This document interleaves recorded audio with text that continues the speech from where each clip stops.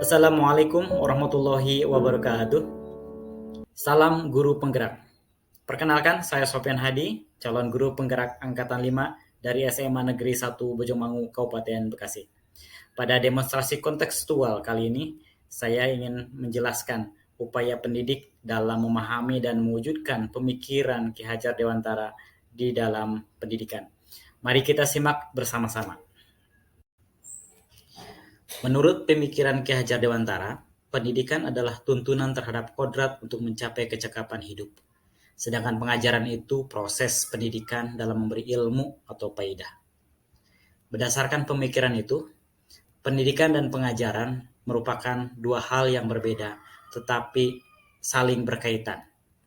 Pengajaran itu proses pendidikan memberi ilmu atau faidah untuk kecakapan hidup anak secara lahir dan batin.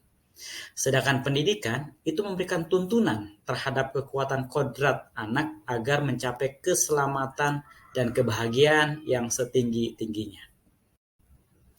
Selanjutnya, maksud pendidikan dan pengajaran menurut pemikiran Ki Hajar Dewantara adalah untuk memerdekakan manusia.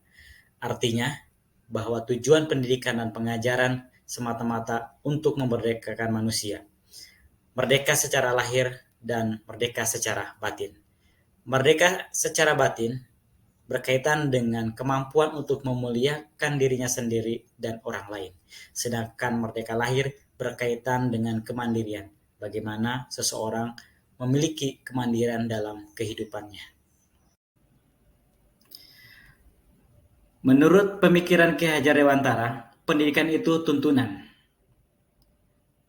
Tujuan pendidikan itu menuntun segala kodrat yang ada pada anak-anak agar mereka mencapai keselamatan dan kebahagiaan.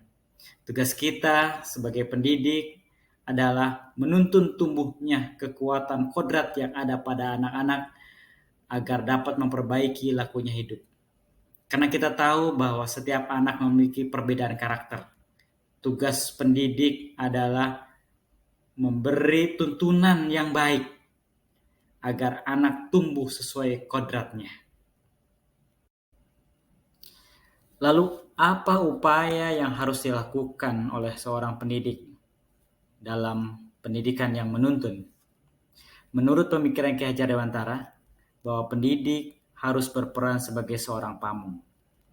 Menjadi seorang pamong itu seperti seorang petani, dan anak itu bagai biji tumbuhan yang disemai, dan sekolah itu bagai ladang.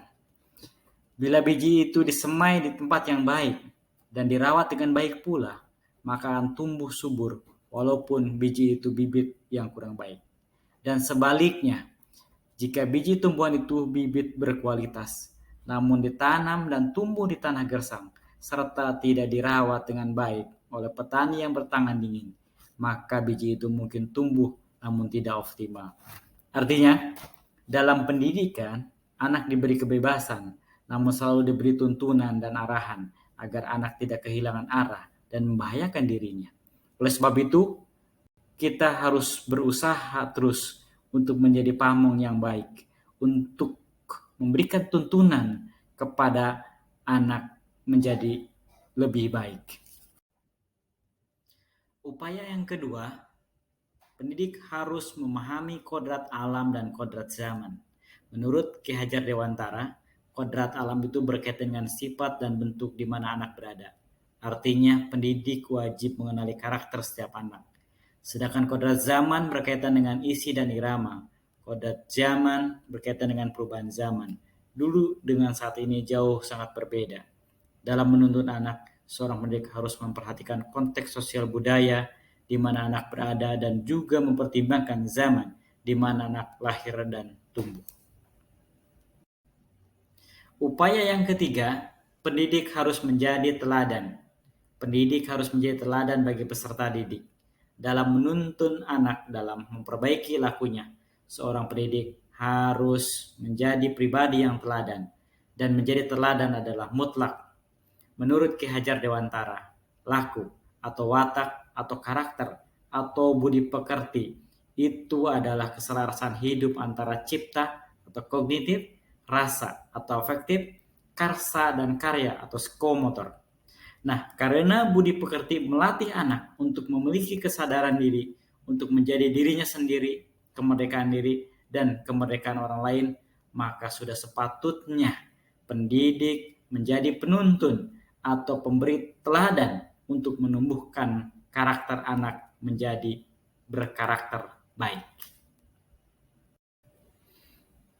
Sebagai penutup penjelasan pada kesempatan kali ini, kita sebagai pendidik yang membantu tumbuh kembang anak sesuai dengan kodratnya, sudah sepatutnya menginternalisasikan pemikiran dan semboyan Ki Hajar Dewantara ing ngarsos sung tulodo ing madya maun garsa tuturi handayani.